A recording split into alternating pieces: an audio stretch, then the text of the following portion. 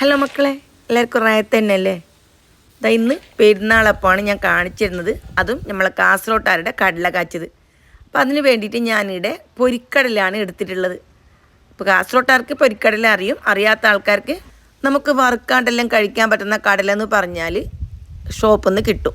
ഞാനിവിടെ 3/4 കിലോ പൊരിക്കടലാണ് എടുത്തിരുന്നത്. അതിനും വേണ്ടിയിട്ട് 1/2 കിലോ പച്ചരിയാണ് എടുത്തിട്ടുള്ളത്. പച്ചരി നല്ലോണം കൈയിട്ട് 4-5 മണിക്കൂർ കുതിരാൻ വേണ്ടിയിട്ട് മാറ്റി വെക്കണം. കുതിർന്നതിന് ശേഷം അരച്ചെടുക്കണം. അപ്പോൾ ഇതിന് വേറൊന്നും ശ്രദ്ധിക്കാനില്ല. പച്ചരി നല്ലോണം കുതിർന്നിട്ടാകുമ്പോൾ അരച്ചിട്ടെടുക്കണം. അത് നല്ല നൈസായിട്ട് അരച്ചെടുക്കണം. വെള്ളം അല്പം പോലും ഇല്ലാണ്ട് മിക്സിയുടെ ജാറിലേക്ക് ഇട്ട് കൊടുക്കണം. ഇത് വെള്ളം കൂടിപ്പോയെങ്കിൽ ശരിയാവില്ല. ഞാനിപ്പോൾ വെള്ളമെല്ലാം തീരെ ഇല്ലാതെ പോലെ മിക്സിൻ്റെ ജാറിലേക്ക് ഇട്ട് കൊടുത്ത് പിന്നെ ഇതിലേക്ക് 3 മുട്ടയും കൂടി ഞാൻ ഒഴിച്ചു കൊടുത്തിട്ടുണ്ട്. നല്ല വലിയ സൈസിലുള്ള 3 മുട്ടയാണ് ഞാൻ എടുത്തിട്ടുള്ളത്.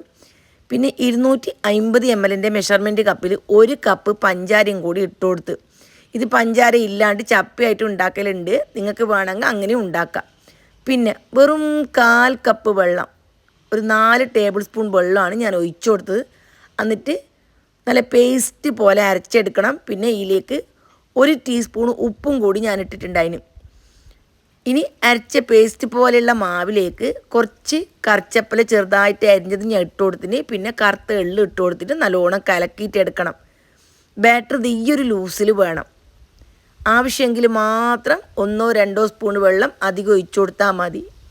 പഞ്ചസാര ചേർക്കുന്നതുകൊണ്ട് തന്നെ പെട്ടെന്ന് വെള്ളാവാൻ ചാൻസ് ഉണ്ട്. അതുകൊണ്ട് ഒറ്റയടിക്ക് കുറേ വെള്ളം ഒഴിച്ചിട്ട് ഇത് അരച്ചെടുത്താൻ കഴിയല. ഇനി നമ്മൾ ചുടുമ്പോൾ ഈ അരച്ച മാവിലേക്ക് മൊത്തത്തിൽ കടല ഇട്ട് കൊടുക്കാൻ കഴിയല. ഒരു ബൗളിലേക്ക് കുറച്ച് മാവ് എടുത്തിട്ട് അതിലേക്ക് കടല ഇട്ട് കൊടുത്തിട്ടാണ് ഫ്രൈ ആക്കിയിട്ട് എടുക്കേണ്ടത്. ഈ മാവിലേക്ക് കടല ഇട്ടിട്ട് ഒരു 10 സെക്കൻഡ് കഴിയുമ്പോൾ നല്ലോണം കട്ടിയായി പോകും. അതുകൊണ്ട് ഒന്നിച്ചിട്ടെങ്കിൽ നമുക്ക് ഫ്രൈ ആക്കിയിട്ട് എടുക്കാൻ പറ്റില്ല. ആദ്യം എണ്ണ നല്ല പോലെ ചൂടാക്കിയിട്ട് എടുക്കണം. എന്നിട്ട് തീ ചെറുതാക്കിയിട്ട് കൊടുക്കണം. കടല കാച്ചത് എണ്ണക്കിടുമ്പോൾ കൈക്ക് എണ്ണ തെറിക്കാനും പൊള്ളാനെല്ലാം ചാൻസ് ഉള്ളതുകൊണ്ട് ചെറിയ തീയിലാക്കിയതിന് ശേഷം മാത്രം കടല കാച്ചത് എണ്ണയിലേക്ക് ഇട്ട് കൊടുത്താൽ മതി. എന്നിട്ട് തീ മീഡിയം തീയിലാക്കി കൊടുക്കണം. എണ്ണക്ക് ഇടുന്ന സമയം തന്നെ ഇതെല്ലാം മേലോട്ടേക്ക് പൊന്തിയിട്ട് വരും.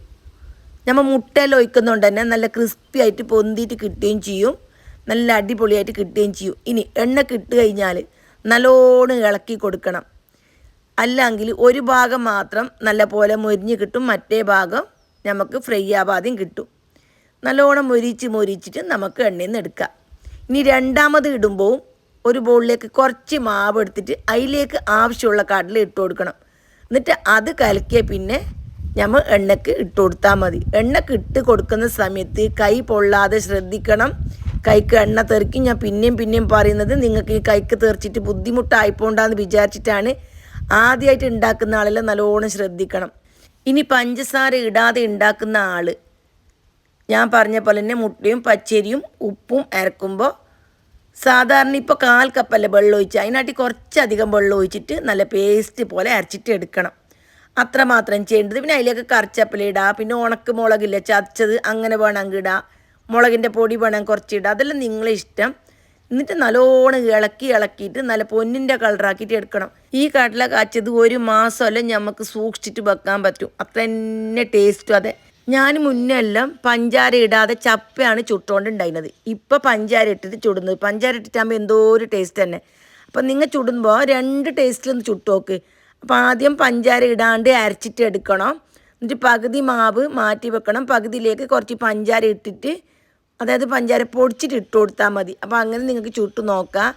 അതല്ലെങ്കിൽ എല്ലാം മധുരം ചുട്ടു നോക്കാം. എന്തോ ഒരു ടേസ്റ്റ് തന്നെ രണ്ടും. പൊതുവേ കാസർഗോട്ടുകാർക്ക് പെരുന്നാൻ്റെ അപ്പം എന്ന് പറഞ്ഞെങ്കിൽ ഭയങ്കര ക്രേസാണ്. എല്ലാവരും നോമ്പ് 20 കഴിഞ്ഞെങ്കിൽ പെരുന്നാൻ്റെ അപ്പം ചൂടാൻ തുടങ്ങും. ഇപ്പം പിന്നെ ഇഷ്ടം പോലെ ആടുന്നോടുന്ന് മേങ്ങാലെല്ലാം കിട്ടുന്നത് കൊണ്ട് പെണ്ണുങ്ങൾക്ക് അത്ര വലിയ ബുദ്ധിമുട്ടൊന്നുമില്ല. പണ്ടല്ല, ഇപ്പം എൻ്റെ ഉമ്മാലെ ചൂടുന്ന കാണലുണ്ട്. നോമ്പ് 20 കഴിഞ്ഞെങ്കിൽ ആദ്യം പത്തൽ ചൂടാൻ തുടങ്ങും. അപ്പോൾ അത് കുറേ പണിയുണ്ട്. ഇപ്പോഴത്തെ പോലെ പ്രസ്സൊന്നല്ല, പണ്ടെല്ലാം പരത്തിയിട്ട് തന്നെ ചൂടുന്നത്. ഇത് ചുട്ടിട്ട് നല്ലോണം വെക്കും.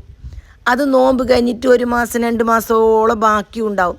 ഇപ്പോൾ അങ്ങനെ പെരുന്നാൻ്റെ അപ്പമല്ല, എൻ്റെ പേരിൽ ചുട്ടിട്ട് എപ്പോഴേ ആയി. അത് മുന്നേ ചുട്ടിട്ട് വെക്കും. ഓരോ പണ്ടത്തെ നടുപ്പ് പോലെ തന്നെ ഇപ്പോൾ അങ്ങനെ. നിങ്ങളും അങ്ങനെ എല്ലാവരും പെരുന്നാൻ്റെ അപ്പം ചുട്ടു നോക്കണം. ഇനി കാസർഗോട്ടാറല്ല, അപ്പുറത്തെ ജില്ലക്കാരെല്ലാം ഉണ്ടാവും. ഓരെല്ലാം ചുട്ടി നോക്കണം. പെരുന്നാൾക്ക് ഇങ്ങനത്തെ ഒരു പരിപാടി ഭയങ്കര പാങ്ങന്നെ. ഇപ്പം ചില ആൾ കട്ട്ലറ്റ് ഉന്നക്കായും എല്ലാം ആക്കലുണ്ട് പെരുന്നാൾക്ക്. അന്നെങ്കിലും നമ്മളെ പെരുന്നാൻ്റെ ഉണക്കപ്പം അത് എല്ലാവരും ചുടും. ഇതാ അപ്പം എല്ലാം ഞാൻ നല്ല പോലെ ഗോൾഡ് കളറാക്കിയിട്ട് എടുത്തിട്ടുണ്ട്. ഈ ഒരു പരുവത്തിൽ വേണം ചുട്ടിട്ട് എടുക്കാൻ. ഇനിയിപ്പോൾ നിങ്ങൾക്ക് പാകത്തിൽ എന്തെങ്കിലും മിസ്റ്റേക്ക് ആയിട്ട് വന്നോ എങ്കിൽ എനിക്ക് വാട്സപ്പിൽ കമൻറ്റ് ഇടണം. ഞാൻ എല്ലാം റിപ്ലൈ നൽകുന്നതായിരിക്കും. ഞാൻ പറഞ്ഞ രീതിയിൽ ചുട്ടെങ്കിൽ നിങ്ങൾക്ക് ഒരു കാരണവശാലും തെറ്റില്ല. അപ്പോൾ വീണ്ടും കാണുന്നത് വരെ ജസാക്കല്ലാഹ് ഖൈർ.